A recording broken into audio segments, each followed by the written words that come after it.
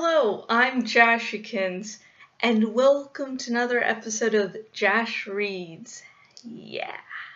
This time, we'll be starting Chapter 2 of Mockingjay by Susan Collins, this nice, happy story, where everyone lives in the end.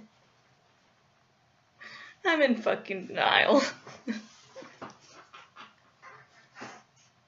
Are there capital hoverplanes speeding in to blow us out of the sky? As we travel over District 12, I watch anxiously for signs of an attack, but nothing pursues us. After several minutes, when I hear an exchange between Plutarch and the pilot confirming that the airspace is clear, I begin to relax a little. Gale nods at the howls coming from my game bag. Now I know why you had to go back. If there was even a chance of his recovery.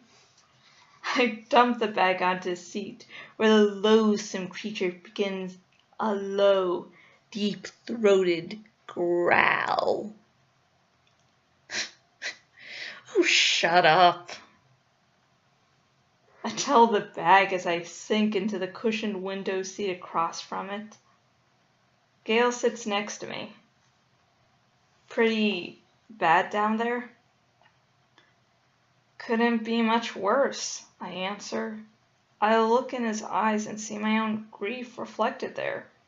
Our hands find each other, holding fast to a part of 12 that snow has somehow failed to destroy. We sit in silence for the rest of the trip to 13, which only takes about 45 minutes, a mere week's journey on foot. Bonnie and Twill, the District 8 refugees who I encountered in the woods last winter, weren't so far from their destination after all. They apparently didn't make it, though. When I asked about them in 13, no one seemed to know who I was talking about. Died in the woods, I guess. From the air, 13 looks about as cheerful as 12. The rubble isn't smoking, the way the capital shows it on television, but there's next to no life above ground.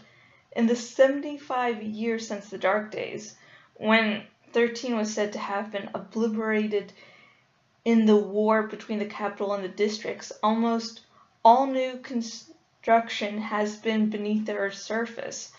There was already a substantial underground facility here, developed over centuries to be either a clandestine refuge for government leaders in time of war or a last resort for humanity if life above became unlivable. Most important for the people of 13, it was the center of the capital's nuclear weapons development program. During the Dark Days, the rebels in 13 wrested control from the government forces, trained their nuclear missiles on the capital, and then struck a bargain. They would play dead in exchange for being left alone. The capital had another nuclear arsenal out west, but it couldn't attack 13 without certain retaliation. It was forced to accept 13's deal. The capital demolished the visible remains of the district and cut off all access from the outside. Perhaps the capital's leaders thought that, without help, 13 would die off on its own. It almost did a few times, but it always managed to pull through due to strict sharing of resources, strenuous discipline, and constant vigilance against any further attacks from the capital. Now the citizens live almost exclusively underground. You can go outside for exercise and sunlight, but only at very specific times in your schedule. You can't miss your schedule. Every morning you're supposed to stick your right arm in this contraption in the wall. It tattoos the smooth inside of your forearm with your schedule for the day in a sickly purple ink. 7 o'clock, breakfast. 7:30, kitchen duties. 8:30, education center, room 17, and so on. The ink is indelible until 2200, bathing. That's when whatever keeps it water resistant breaks down and the whole schedule rinses away. The lights out at 22:30 signals that everyone not on the night shift should be in bed. At first, when I was so ill in the hospital, I could forgo being imprinted. But once I moved into compartment 307 with my mother and sister, I was expected to get with the program, except for showing up for meals, though. I pretty much ignore the words on my arm. I just go back to our compartment or wander around 13 or fall asleep somewhere hidden. An abandoned air duct behind the water pipes in the laundry. There's a closet in the education center that's great because no one ever seems to need school supplies. They're so frugal with things here. Waste is practically a criminal activity. Fortunately, the people 12 have never been wasteful. But once I saw Fulvia Cardew crumple up a sheet of paper with just a couple of words written on it, and you would have thought she'd murdered someone from the look she got. Her face turned tomato red, making the silver flowers inlaid in her plump cheeks even more noticeable.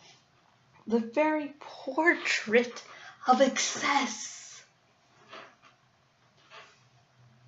One of my few pleasures in 13 is watching the handful of pampered capital rebels squirming as they try to fit in. I don't know how long I'll be able to get away with my complete disregard for the clockwork precision of attendance required by my hosts. Right now, they leave me alone because I'm classified as mentally disoriented. It says so right on my plastic medical bracelet.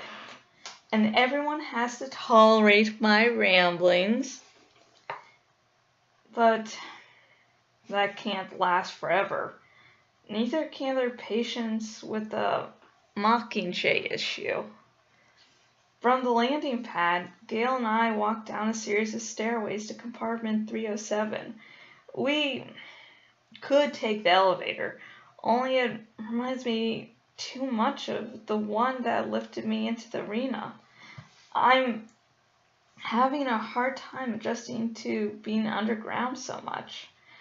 But after the surreal encounter with the Rose, for the first time, the descent makes me feel safer. I hesitate at the door marked 307, anticipating the questions from my family. What am I going to tell them about 12? I ask Gail. I doubt they'll ask for details. They saw it burn. They'll mostly be worried about how you're handling it. Gail touches my cheek, like I am. I press my face against his hand for a moment. I'll survive. Then I take a deep breath and open the door. My mother and sister are home for 1800 reflection, a half hour of downtime before dinner. I see the concern on their faces as they try to gauge my emotional state. Before anyone can ask anything, I empty my game bag and it becomes 1800 cat adoration. Prim just sits on the floor weeping and rocking that awful buttercup who interrupts his purring only for an occasional hiss at me. He gives me a particularly smug look when she ties the blue ribbon around his neck. My mother hugs the wedding photo tightly against her chest and then places it, along with the book of plans, on our government-issued chest of drawers. I hang my father's jacket on the back of a chair. For a moment, the place almost seems like home. So I guess the trip to 12 wasn't a complete waste. We're heading down to the dining hall for 1830 dinner. When Gail's Komnikov begins to beep, it looks like an oversized watch, but it receives print messages. Being granted a Komnikov is a special privilege that's reserved for those important to the cause. A status Gale achieved by his rescue of the citizens of 12. They need the two of us in command, he says. Trailing a few steps behind Gale, I try to collect myself before I'm thrown into what's sure to be another relentless Mockingjay session. I linger in the doorway of command, the high-tech meeting/war council room, complete with computerized talking walls, electronic maps showing the troop movements in various districts, and a giant rectangle table with control panels I'm not supposed to touch.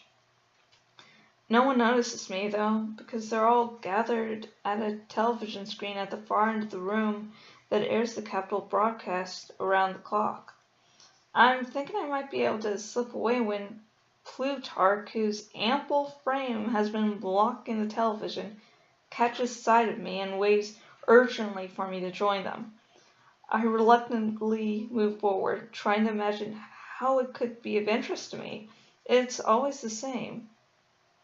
War footage, propaganda, replaying the bombings of District 12, an ominous message from President Snow. So, it's almost entertaining to see Caesar Flickerman, the eternal host of the Hunger Games, with his painted face and sparkly suit, preparing to give an interview. Until the camera pulls back, and I see that his guest is Peeta. Dun dun dun! I'm sorry, that's where we're going to start. Start. Words tonight. I was going to, stop after the next paragraph, but I think this one is a real good, nice cliffhanger. Oh, God. So, yeah. We're taking the chapter bits by bit, and so, yeah. It'll be finished up in a few days, don't worry. Actually, I'm, finding out that finishing this chapter is going to take 4 nights instead of 3, and I like my comfortable 3-night schedule. But for this, since I do want to just get a chapter a week done, I'm probably going to add an extra night. But yeah. And it's cold here in where I live, and it's really, really goddamn strange. And one of my birds is sick. She's now hospitalized for a little bit, and I really hate that it's cold because I don't think, it's helping whatever she has. It's I really fucking hate this cold weather, more normal than my usual cold weather hate. So, yeah. So, as you may remember from a few videos ago, my shot glass is gone. I have not found a replacement, and in all honesty, I'm not looking for one because I'm still mourning the old shot glass. I can be very sentimental in weird fucking ways. So I'm just going to take a little chug of this sake. Woot. So I'm going to please ask those who drink alcohol, take a shot of your favorite alcohol or whatever alcohol you have lying around. And for those who don't drink for whatever reason, trust me, I'm not judging you at all.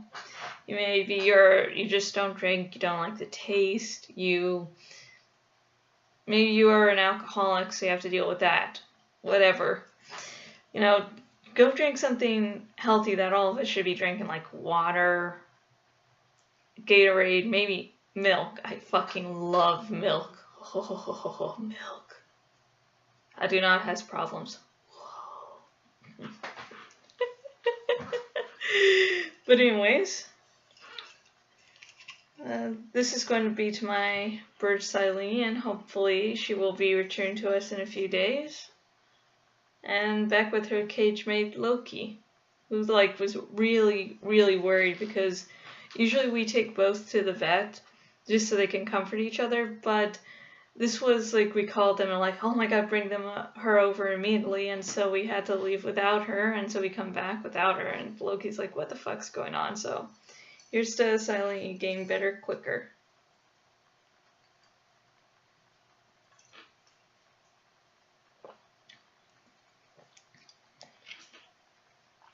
And if you do want to start up a little discussion of what we have read of the chapters so far, go in the comments and start a discussion. Remember my spoiler rules, not review. My spoiler rules are that you can talk about the first 2 books in the series, but you can't talk about anything further than where we are at. You can do minor spoilers, but nothing major. Also, if you haven't yet read the book and you either, want to read this book without my annoying words, my annoying voice, the words are the same ones on the page. God. If you don't want my annoying voice reading it, or you just want to skip ahead and not wait for me, the link to buy the book if you're watching on the YouTubes is in the description. And if you're watching this on my blogging blog, link is down below the blooper reel for this chapter. Yeah. So, I hope all of you are doing well, and until next video, goodbye.